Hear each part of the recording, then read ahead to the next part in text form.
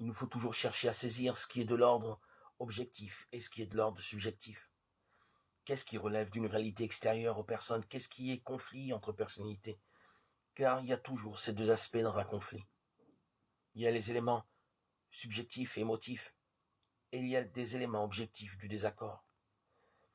Dans la résolution d'un conflit, il faut essayer de saisir ces deux aspects.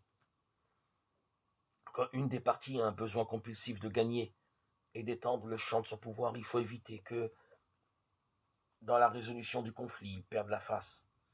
Chacun doit avoir l'impression d'avoir gagné quelque chose et découvrir qu'il y a plus de profit et de bien-être dans la coopération que dans la guerre. Sinon, l'un ou l'autre continuera le conflit. Il faut du temps pour comprendre les éléments objectifs d'un conflit, car souvent on donne au même mot des sens différents. Les conflits entre les différentes églises chrétiennes ne sont pas seulement d'ordre émotif, il y a aussi des théologies et des interprétations de la Bible différentes.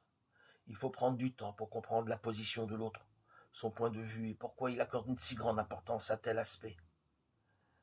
C'est pour cela qu'en communauté, il est bon d'avoir une charte qui précise la vision, les buts, l'esprit de la communauté, et une constitution qui précise la manière de la gouverner. Si on est d'accord sur ces fondements, il y a alors des points de repère qui permettent d'avancer ensemble.